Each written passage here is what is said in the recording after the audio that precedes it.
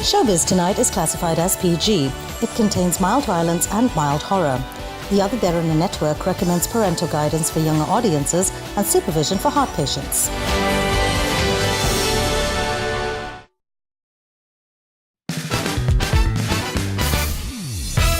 On Showbiz Tonight, the television's biggest night is just around the corner, and who's leading the nomination list? We have the details.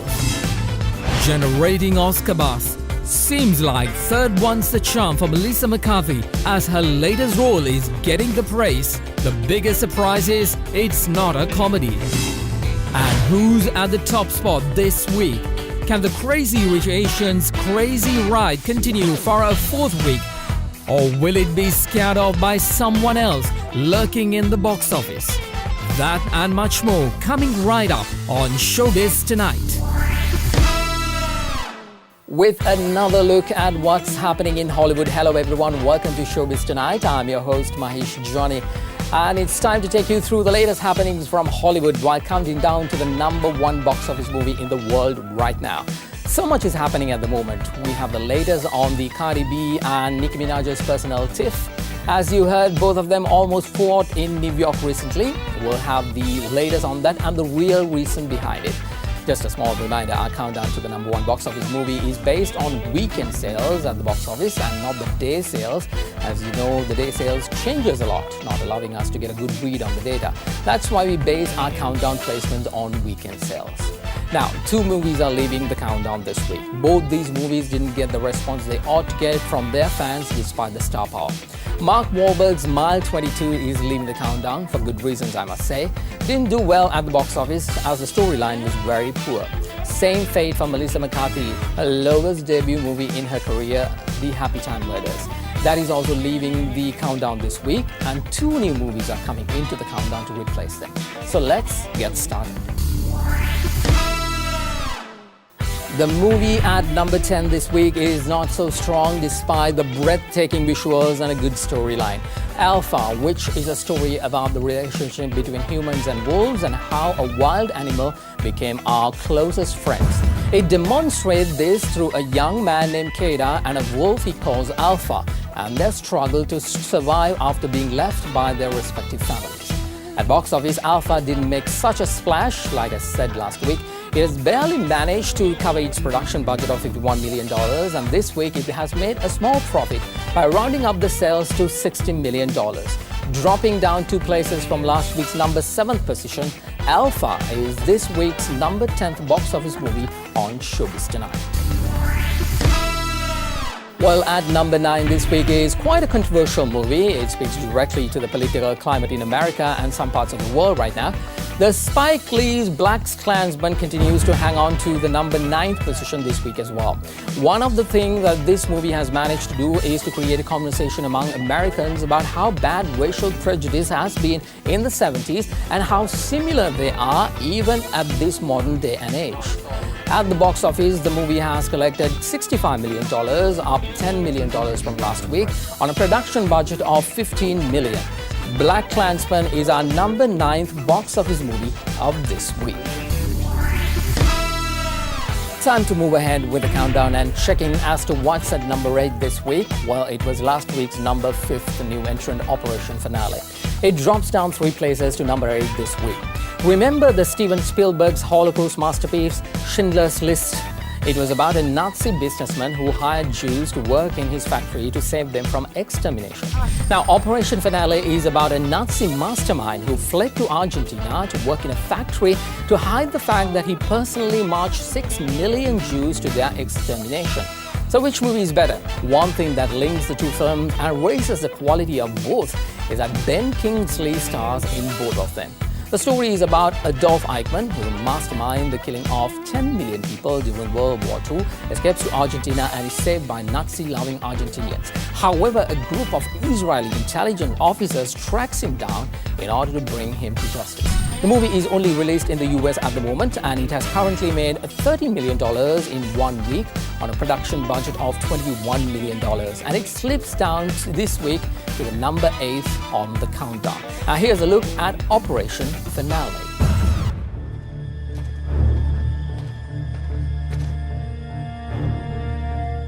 Him. It's him. Why is there a second boss? And that cyclist, I don't know, something feels off.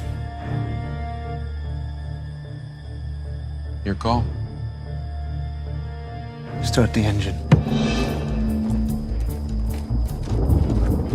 Un momentito, señor. Un momentito, señor.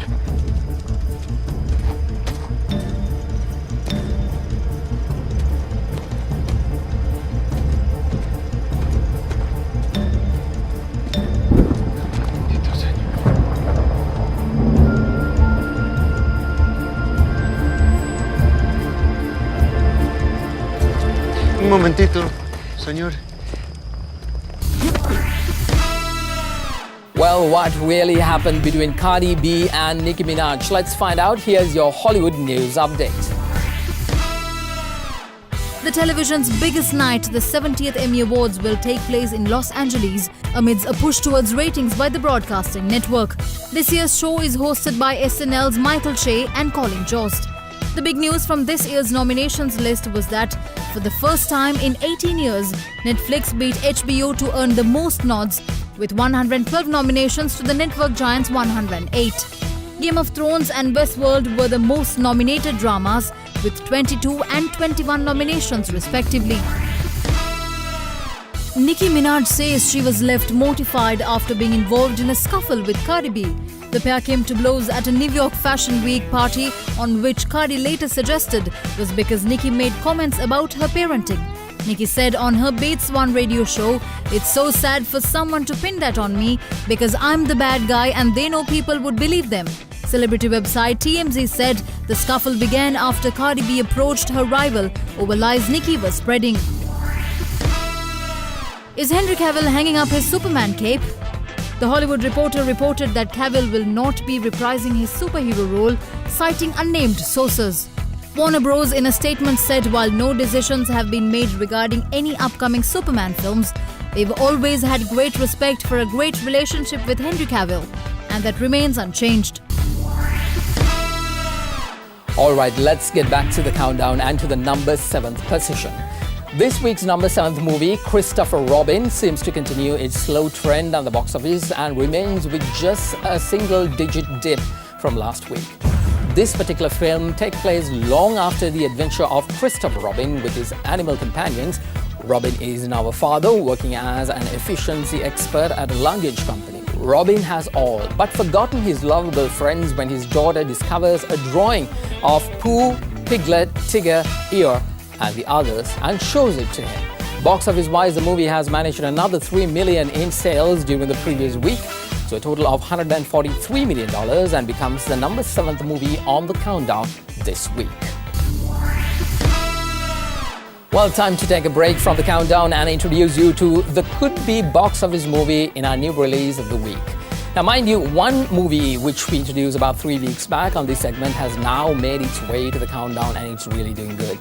So what do we have in store for you for this week? Well, bear with me on this one, especially when we say goodbye to an already bagged Melissa McCarthy movie from the countdown. But this one, I'm feeling that it's going to do well. And I would even go an extra mile and say this performance by Melissa McCarthy might even get an Oscar nod. Can you ever forgive me?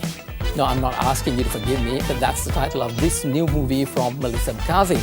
In this role, she's trading comedy for a serious thing.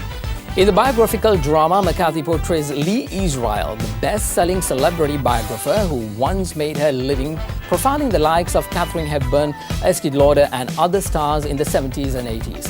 Unable to get published, Lee begins forging letters by deceased actors and writers, abetted by one of her closest friends. The movie premiered at the Toronto Film Festival during the weekend, where McCarthy explained what drew her to this darker role. For me, it doesn't matter if it's comedic or dramatic. I think you just dive into the character and the story of it. And I think that's what we're doing making movies. You're just trying to tell really good stories. McCarthy, who is already generating award season buzz for her performance, also praised Marielle Heller, who is the director of this movie, for finally bringing Lee's story to the big screen and shining a light on her life. Now here's our new release movie of this week, Can You Ever Forgive Me? Annie Bryce, one of my favorites. I could give you 75. Oh. I could give more for better content. It's a bit bland is all.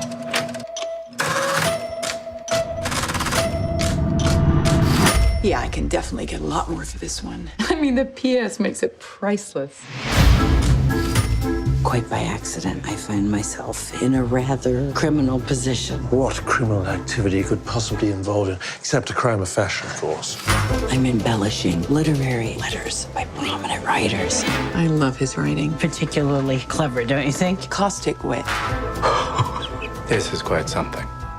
These are wonderful. I thought so too. Name your price. You were looking at 1 month's rent. We're looking at some time behind bars. What? I can't say that I regret any of my actions. In many ways, this has been the best time of my life.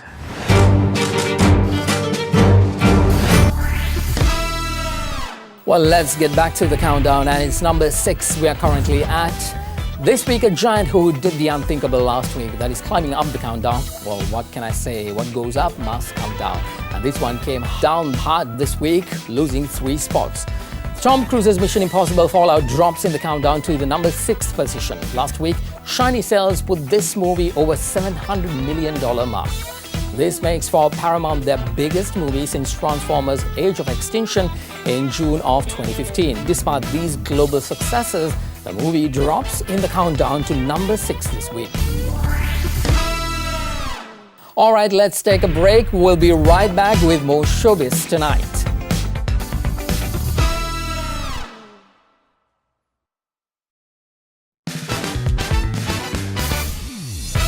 Celebrating birthdays today. Heartthrob and singer-actor Nick Jonas turns 26. The Gilmore Girls star Alexis Bledel turns 37. Latino heartthrob and singer Mark Anthony turns 50. And the beautiful and hilarious Amy Poehler turns 47 today. Welcome back, everyone, to Showbiz Tonight. The movie Searching is our number 5th movie of this week. It drops from last week's number 4th position. The movie is getting all kinds of reviews, mostly positive ones, mainly because of the novel approach the movie takes in utilizing modern technology to tell this story. Now, in South Korea, this movie is a massive hit. Why? Well, for obvious reasons. The movie's lead actor, John Cho, is a Korean American. Our number 5th box office movie of this week, Searching. Well, after 3 weeks in a row being at the number 2 spot, The Killer Fish Tale starring Jason Statham drops this week to number 4. The Meg is a perfect summer movie. While it's not likely to win any awards, The Meg is entertaining with great one-liners, non-stop action, and a dopey yet enduring oversized cast. Did I mention that every scene features Jason Statham fighting a giant shark? Jonas Taylor, played by Statham, is the only surviving member of a deep-sea expedition that was thwarted by a megalodon shark, the largest predator to ever live on the Earth. Years later, a group of scientists that includes Jonah's ex-wife accidentally runs into this beastly shark and allows it to pass through a heat pocket so that it is able to rise to the surface. The only man on the Earth who can stop the shark from wreaking havoc across the globe is Jonas. The Meg is box office success. The movie has now earned $500 million at the box office. Usually these action-packed movies do well, but this time The Meg is getting all the love is mainly because right now, especially during the summer vacation in the world over, you really don't have a good blockbuster movie giving the movie-loving fans what they want. So the closest thing there is The Meg. Now here's a look at our number 4th box office movie of this week, The Meg. The largest shark that ever existed. It's a megalodon.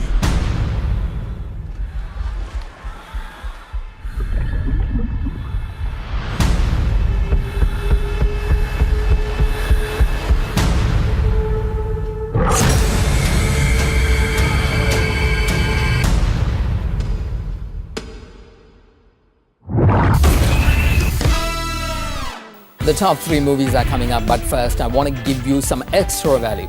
Here's my movie pick of this week. This week I want to introduce to this age-old classic, mainly because a similar movie was on the countdown. This 1993 Steven Spielberg classic would indeed make your free time much more fruitful one. Schindler's List, the film is in black and white and there is no obvious flamboyance whatsoever. Many of the shots are handheld and through totally professional as only Spielberg knows how. This is the film which Spielberg sees to be the supreme entertainer and tries for another tougher kind of glory. The story is about a businessman in Nazi Germany who is trying to save Jews from death. Starring Liam Neeson, Ben Kingsley, Ralph Fiennes and Caroline Goodall, Schindler's List manages to win 7 Academy Awards back in 1994.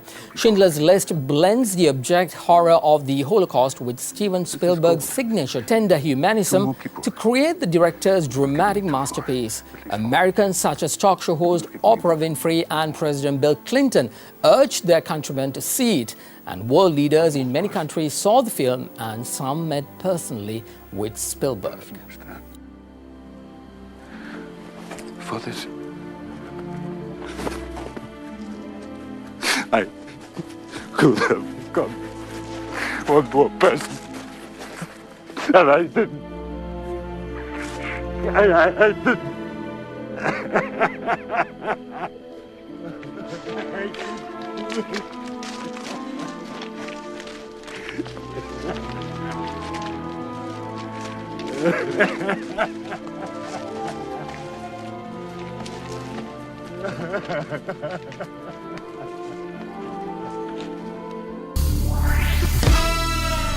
All right, let's get back to the countdown. The top 3 movies are coming right up, and at number 3, well, just like The Meg, Crazy Rich Asians is also losing its crown, this time after being at the top for 3 weeks in a row. The all-Asian cast rom-com loses 2 spots this week but struck box office gold, thus far collecting around $164 million. Now, mind you, this movie is yet to be released in China and most parts of Asia, and that I might feel this would bring back the movie back to the top 3. In a few weeks' time, I'll keep you updated on that later on, but now, yes, Crazy Rich Asians, our number 3rd box office movie of this week. We can't afford this. These pajamas are fancier than any of my real clothes. My family has business with the airline. The tickets, they're a perk. What kind of business? Real estate, investment, other things, nothing interesting. Dim sum. So your family is like rich? We're comfortable. That is exactly what a super rich person would say. It's not a big deal, obviously. I just think it's kind of weird that I had no idea. I mean, you have a Jamba Juice card. You use my Netflix password. You play basketball at that Y that kind of smells. I really like that place, thank you very much. And yes, my family has money, but I've always thought of it as theirs, not mine.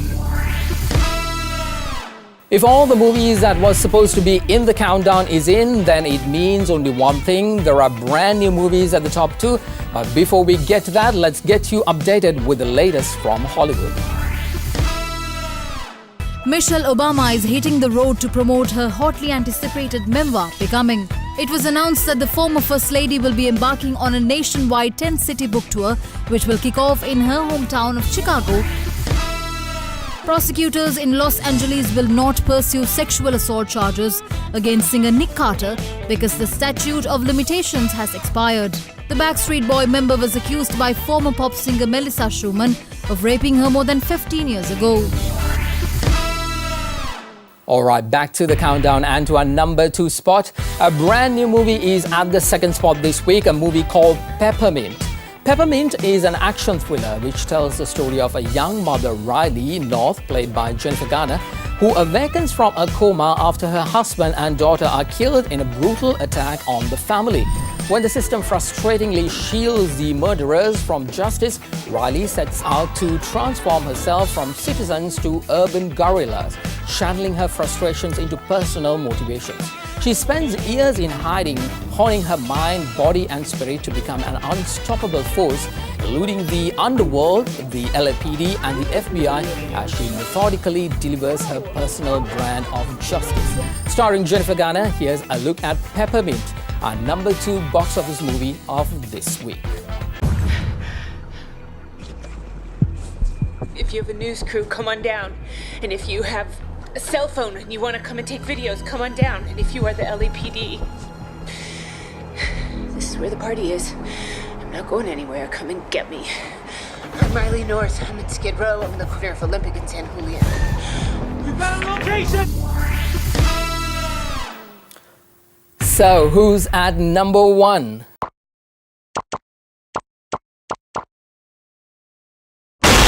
Oh well, if you are a horror-loving, soul-shaking, thrill-riding moviegoer, guess this movie is just for you.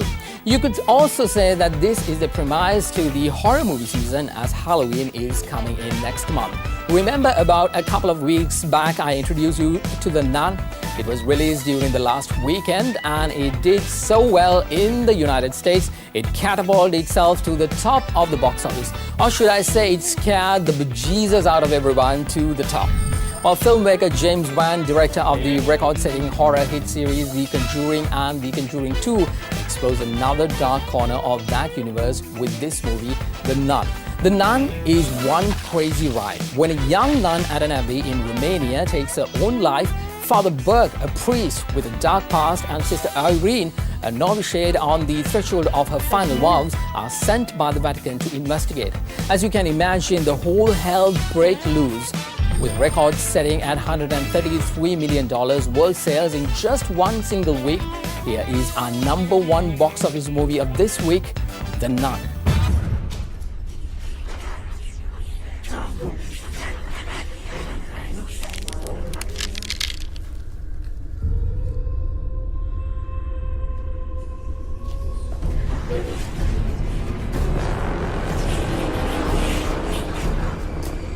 Lord Jesus, in your holy name, I bind all evil spirits to this fire. Protect us from evil with your holy light.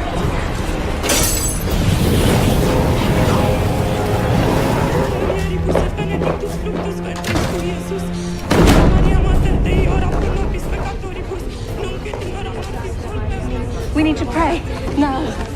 And whatever happens, whatever you may see or hear, keep your eyes forward and don't stop praying.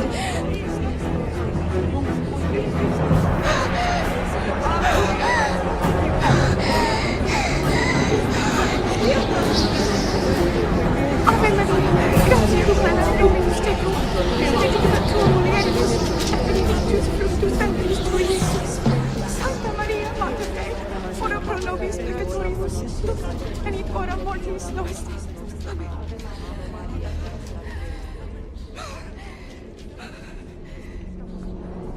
Ave Maria, gratia plena Dominus tecum, benedicta tu mulieribus, et benedictus fructus ventris tui, Iesus. Sancta Maria, Mater Dei.